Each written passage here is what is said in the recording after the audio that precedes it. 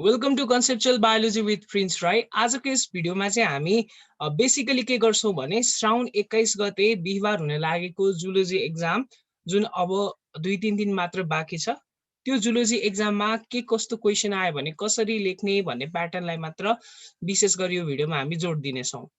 धेरै साथीहरूले केही कुराहरू त पढ्नुहुन्छ अनि लङ क्वेसनलाई प्रिपेयर पनि गर्नुहुन्छ, तर लेख्ने कुन स्टाइलमा हो अनि कसरी लेख्ने भन्ने कुराहरू सोधिरहनुहुन्छ। सो त्यसको लागि मैले यस भिडियो बनाएको छु। अब जेनरली कुरा गरौँ प्रोटोजोआ। मैले यहाँ प्रोटोजोआदेखि इकाइनोडर्माटासम्मको के क्वेसन्सहरू अहिलेसम्म सोधिएको छ अनि के इम्पोर्टेन्ट क्वेसन्सहरू छ र कसरी त्यसलाई प्याटर्नमा लेख्ने भनेर नोट बनाएको छु। यो नोट म तपाईँहरूलाई डिस्क्रिप्सन बक्समा उपलब्ध गराउनेछु, तपाईँले त्यहाँबाट डाउनलोड गर्न सक्नुहुनेछ। सो अब यदि प्रोटोजोआबाट क्वेसन्स आइहाल्यो भने जेनरली प्रोटोजोआ अनि त्यसपछि प्लेटिहेल्मिन्थिस र नेमाटिहेल्मिन्थिस यी तीनटा फाइलम चाहिँ प्यारासाइट बेस्ड फाइलमहरू हुन्। त्यही भएर यसको क्वेसन पनि प्यारासाइटिक लाइफ साइकलको प्याटर्नमै सोधिरहेको हुन्छ। अब कसरी सोधिरहेको हुन्छ भने give an account of the life cycle, pathogenesis and prophylaxis of Leishmania donovani for example हामीले यो लियौँ। अब यसलाई तपाईँले कसरी गर्ने एन्सर भन्दाखेरि फर्स्टमा सधैँ बायोलोजीको बेसिस भनेको नै क्लासिफिकेसन अथवा सिस्टमेटिक पोजिसन हो। त्यही भएर तपाईँले फर्स्ट सिस्टमेटिक पोजिसन दिनु पर्यो, तर यो अप्सनल हो।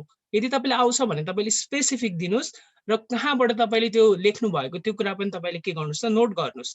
जस्तै तपाईँले इएल जोर्डन र पिएस वर्माको बुकबाट लेख्नु भएको छ भने त्यो पिएस वर्मा र इएल जोर्डनको बुकबाट लेखिएको अथवा साभार गरिएको भन्ने कुरा खुलाउनु पर्छ। जस्तै तपाईँले कुनै रिफ्रेसर बुकबाट लेख्नु भएको छ भने रिफ्रेसर बुक कसले लेखेको उहाँको नाम अगाडि लेखेर फलानु रिफ्रेसरबाट लेखेको हो भनेर खुलाउनु पर्यो। त्यसपछि क्लासिफिकेसन अप्सनल भयो। So you can directly start from the habit and habitat र ह्याबिट एन्ड ह्याबिट्याट थोरै लेख्ने अनि जियोग्राफिकल डिस्ट्रिब्युसन कहाँदेखि कहाँसम्म पाइन्छ र मर्फोलोजी जेनरल पनि थोरै लेख्नु होला र यो ठाउँमा चाहिँ तपाईँले फिगर बनाउन सक्नुहुन्छ। किनभने यहाँ नोटमा मैले साइडमा लेखेको छु your 0.5% coverage is by drawing. त्यही भएर तपाईँको ड्रइङ हेरेर नै तपाईँको लगभग 40 to 50% तपाईँको ड्रइङबाट नै आउने हो क्वेसनमा, लङ क्वेसन प्रिपेयर गर्दाखेरि। त्यही भएर drawing is most important in case of biology, होइन, जुलोजी र बोटनी दुवैमा। सो अब तपाईँको मेन पोर्सन जुन क्वेसनले मागेको छ त्यो हो तपाईँको लाइफ साइकल। अब लाइफ साइकलमा चाहिँ तपाईँले खुलेर मजासँग एक्सप्लेनेसन दिनु पर्यो with the proper figure. Okay, त्यसपछि मोड अफ इन्फेक्सन एक लाइनको भयो, प्याथोजेनेसिस हो सेकेन्ड मोस्ट फिगर। तपाईँले अब यहाँ पोइन्ट गर्नुपर्ने हो कुन ठाउँमा हुन्छ त प्याथोजेनेसिसमा हुन्छ। त्यसपछि ल्याबोरेटरी डायग्नोसिस कसरी एक दुईटा मेथड लेखिदिनुहोस्। ओके, यो ल्याबोरेटरी डायग्नोसिसमा चाहिँ धेरै म माइक्रोबायोलोजीको साथीहरूलाई के भन्न चाहन्छु भने माइक्रोबायोलोजीमा पढ्दाखेरि जियार्डिया अब ल्याम्ब्लियाहरू स्पेसिसहरू छ, विभिन्न स्पेसिसहरू छन्। उहाँहरूले चाहिँ जेनरली माइक्रोबायोलोजिस्टहरूले चाहिँ ल्याबोरेटरी डायग्नोसिसमा बढी फोकस गर्नुहुन्छ, तर जुलोजीमा हामी बढी फोकस केमा गर्छौँ त लाइफ साइकल र प्याथोजेनेसिसमा गर्छौँ। यो point to be noted.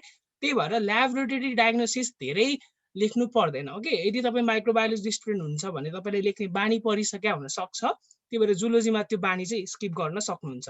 So treatment optional हो, तपाईँले लेख्न पनि सक्नुहुन्छ नलेख्न पनि सक्नुहुन्छ। र लास्टमा प्रोफाइल्याक्सिस द्याट इज प्रिभेन्टिभ अथवा कन्ट्रोल मेजर्सहरू तपाईँले यो पोइन्टमा हाल्नु पर्ने हुन्छ। सो यसरी प्यारासाइटिक बेस्ड लाइफ साइकलमा तपाईँले यी कुराहरू हाल्न पर्ने हुन्छ।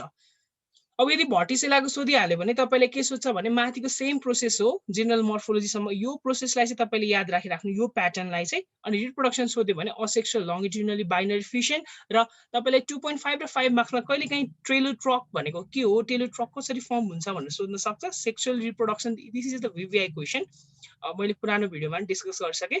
सो यो प्याटर्नमा लेख्न सक्नुहुन्छ। न्युट्रिसन लोकोमोसन र अस्मो रेगुलेसनलाई त सिम्पल प्याटर्नमा लेख्न सक्नुहुन्छ। सो पोरिफेराबाट यस्तै टर्म्सहरू यस्तै क्वेसन्सहरू आउँछन् जेनरली। यसको यो अब वाटर क्यानल सिस्टमबाट आउने भयो। यो तपाईँहरूलाई म नोट उपलब्ध गराउनेछु, कसरी आयो भनेर यहाँ लेख्नु होला। एउटा कन्सेप्ट चाहिँ तपाईँहरूलाई के दिन चाहन्छु भने यहाँ कहिलेकाहीँ लाइफ साइकल डिस्क्राइब गर भन्छ ओभिलेज एन्युकुलेटाको, र त्यसमा मेटाजेनेसिस र अल्टरनेसन अफ जेनेरेसनलाई एक्सप्लेन गर, त्यसको रिफरेन्समा देखाऊ भन्छ। अब जेनरली यो अल्टरनेसन अफ जेनेरेसन र मेटाजेनेसिसमा के फरक छ भने अल्टरनेसन अफ जेनेरेसन हुनको लागि डिप्लोइड असेक्सुअल स्टेजले ह्याप्लोइड सेक्सुअल स्टेजसँग के गर्नु पर्यो, अल्टरनेट गर्नु पर्यो लाइफ साइकलमा। तर यसमा इन केस अफ ओभेलिया के भइदिन्छ भने असेक्सुअल फेज जुन छ जसलाई हामी पोलिप स्टेज भन्छौँ अथवा पोलिपोइड स्टेज भन्छौँ र जुन डिप्लोइड स्टेज छ, ओके सरी सेक्सुअल स्टेज छ, त्यो के हो त डिप्लोइडै हुन्छ। यता अगाडिको असेक्सुअल पनि डिप्लोइड अनि सेक्सुअल पनि डिप्लोइड। ओके पोलिपोइड स्टेज र मेडुसोइड स्टेज दुवै के छ त डिप्लोइड छ र डिप्लोइडमा नै के भइरहेछ एकअर्कामा अल्टरनेसन भइरहेछ। खास हुनुपर्ने भनेको त डिप्लोइड असेक्सुअलसँग ह्याप्लोइड सेक्सुअल हुन्छ भने त्यसले हामीले के भन्न पाउने हो ट्रु अल्टरनेसन अफ जेनेरेसन भन्न पाउने हो। तर यहाँ त के भइदियो दुईटै सेक्सुअल र असेक्सुअल डिप्लोइड छन्। त्यही भएर यति बेला साइन्टिस्टहरू अथवा जुलोजिस्टहरूमा विवाद चल्यो र हामीले अल्टरनेसन अफ जेनेरेसन ट्रु यसमा छैन, त्यही भएर हामीले यसमा मेटाजेनेसिस भन्ने टर्म प्रिफर गरौँ भन्ने कुरा यहाँ के गरिएको त कन्सेप्ट साइन्टिस्टहरूले निकालेको। सो यो कुरा लेख्नु भयो भने कहीँ न कतै एक्जामिनरलाई ओहो यो कुरा यसले जानेको रहेछ, यसको डिफरेन्स भन्ने एकदम इम्प्याक्ट परेर मार्क्स अलिकति बढी दिन सक्छन् है। So it's a technique to you to gain your marks. Okay यो कोरल रिफहरू भयो। अब कोरल रिफहरूको अब कसरी फर्मेसन हुन्छ केही थ्योरीहरू छ। पोलिमर्फिजम एकदमै भिभिआई सोधिरहेको हुन्छ, यसको पनि पोलिपोर्सन पोली अर्ग्यानिक थ्योरीहरू छ, तपाईँले हेर्न सक्नुहुन्छ। So next point VVI is that parasitic adaptation सोध्छ है। प्यारासाइटिक एडाप्टेसन सोध्यो भने तपाईँले फर्स्टमा लेख्ने प्यारासाइट भनेको के हो, प्याथोजेन भनेको के हो, त्यो कन्सेप्ट याद राख्नु पहिला। कुनै पनि प्यारासाइट कुनै पनि अर्ग्यानिजम छ त्यो यदि कुनै पनि हस्टमा डिपेन्डेन्ट छ र त्यसले कुनै पनि प्रकारको हस्टमा इन्फेक्सन निकालेको छैन भने त्यसलाई प्यारासाइट भन्ने। तर तपाईँको त्यही प्यारासाइटले अब केही अब ह्युमन बडीमा अथवा हस्टको बडीमा इन्फेक्सन क्रिएट गर्न थाल्यो भने त्यही प्यारासाइटलाई हामीले के भन्नुपर्छ प्याथोजेन भन्नुपर्छ। सो प्यारासाइट र प्याथोजेनको डिफरेन्स याद राख्नु है। अब प्यारासाइटको एडाप्टेसनमा सोधिहाल्यो भने मर्फोलोजिकल एडाप्टेसन र फिजियोलोजिकल एडाप्टेसन तपाईँले लेख्नुपर्ने हुन्छ। यहाँ एएल छुट्टिएछ। मर्फोलोजिकल एडाप्टेसन भन्ने बित्तिकै फिजिकल एपियरेन्समा त्यो अर्ग्यानिजमले कसरी एडाप्ट गर्छ हस्टको बडीभित्र त्यो लेख्नु पर्यो। फिजियोलोजिकल भित्र चाहिँ इन्जाइमहरू निकाल्ने कुरादेखि लिइकन त्यसको भित्र जस कसरी अब त्यो फिजियोलोजिकली त्यसले एडाप्ट गर्छ हस्टको बडीभित्र त्यो कुराहरू मेन्सन गर्नुपर्ने भयो।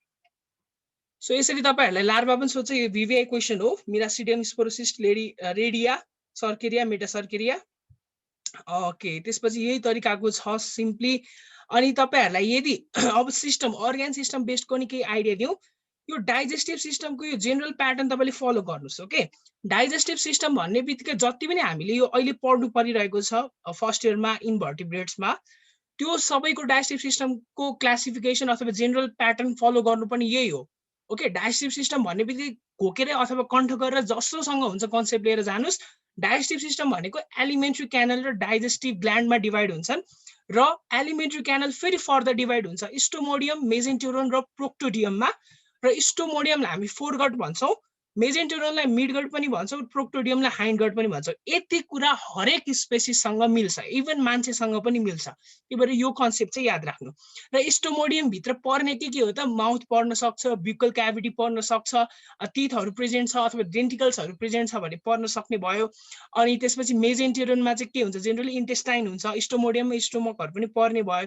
र प्रोक्टोडियममा सबैमा पर्ने भनेको के हो रेक्टम र एनस मात्र हो। अब केही कुरा जेनरल कुरा मात्र 10 मार्क्समा आइडियाको लागि लेखियो भने पनि मार्क्स आउन सक्ने चान्स हुन्छ। त्यही भएर यो कुराहरूलाई चाहिँ बरु क्वेसन छोडेर आउनु भन्दा केही कुरा लेख्नु चाहिँ ज्यादा इफेक्टिभ हुन्छ। अब एउटा कन्सेप्ट यहाँ हामी ग्र्याब गरौँ है त। यो स्टोमोडियम र प्रोक्टोडियम जुन छ यो सधैँ एक्टोडर्मल इपिथेलियलको लाइनिङले बनेको हुन्छ अथवा लाइनिङ भएको हुन्छ। तर यसमा के पनि हुन्छ त क्युटिकलको कभरिङ पनि हुन्छ। तर मेजेन्टेरोनमा क्युटिकलको कभरिङ हुँदैन र यो इन्डोडर्मल इन ओरिजिन हुन्छ। अब यो मेजेन्टेरोनमा किन क्युटिकल हुँदैन, स्टोमोडियम र प्रोक्टोडियममा मात्र किन क्युटिकल हुन्छ भन्ने कन्सेप्ट के हो भने जस्तै हामीले केही कुरा खाना खायौँ भने त्यसमा टक्सिक सब्सटेन्स हुँदैन भन्न सकिन्न हुन्छ। त्यही भएर स्टोमोडियम अब पाइपहरू जति पनि छ अर्ग्यान डाइजेस्टिभ पार्टहरू अर्ग्यानहरू त्यसमा जाँदाखेरि त्यो टक्सिक फुडले टक्सिसिटी देखाएर भित्रको इन्टर्नल अर्ग्यान ड्यामेज गर्न सक्छ। त्यही भएर यो क्युटिकलको कभरिङ नेचरले नै कुनै पनि अर्ग्यानिजममा हालिदिएको छ। तर मेजेन्टेरोनमा किन क्युटिकल लेयर हालिदिएन भने मेजेन्टेरोनको मेन फङ्सन भनेको इन्टेस्टाइन टेस्ट स्ट्रक्चर छ र इन्टेस्टाइनमा हुने के हो भने एब्जर्प्सन हो र खाना लङ टाइमसम्म त्यहाँ बसिराख्दैन जसले गर्दाखेरि इन्टेस्टाइन ड्यामेज हुनबाट यत्तिकै बचिहाल्छ। त्यही भएर To prevent from the tissue damage in case of Stomodium and Proctudium, cuticle is present, but in case of mesenterium, there is no presence of any type of cuticle layering because the major function of the intestine in case of midgut is for absorption. So the food doesn't long last for in that point भनौँ अथवा in that part. So no cuticle is required भन्ने concept तपाईले याद राख्नु। र अर्को छ reproductive सिस्टममा जेनरल प्याटर्न फलो गर्नुपर्ने यही छ। मेलमा टेस्टिस स्याक यदि प्रेजेन्ट छ भने लेख्ने, नभए टेस्टिस त हुने भइहाल्यो। सेकेन्ड भासा इफेरेन्सिया र भासा इफेरेन्सिया कलेक्सन भएर भासा डिफरेन्सियामा खुल्छ, त्यसपछि त्यो इपिडिडाइमिसमा हुँदै इज्याकुलेटरी डक्टमा हुन्छ जहाँबाट सेमेनहरू इज्याकुलेट हुन्छ र त्यसमा चाहिँ के हुन्छ पेनिस प्रेजेन्ट हुन्छ र पेनिस चाहिँ कहाँ खुल्छ त मेल जिनाइटल एपर्चरबाट खुल्छ। यो जेनरल प्याटर्न सबैमा मिल्छ। जेको क्वेसनमा तपाईहरुलाई रिप्रोडक्टिभ सिस्टम लेख भनेर आयो भने यो यति टर्म्सहरु लेखे पनि तपाईलाई केही मार्क्स चाहिँ आउँछ।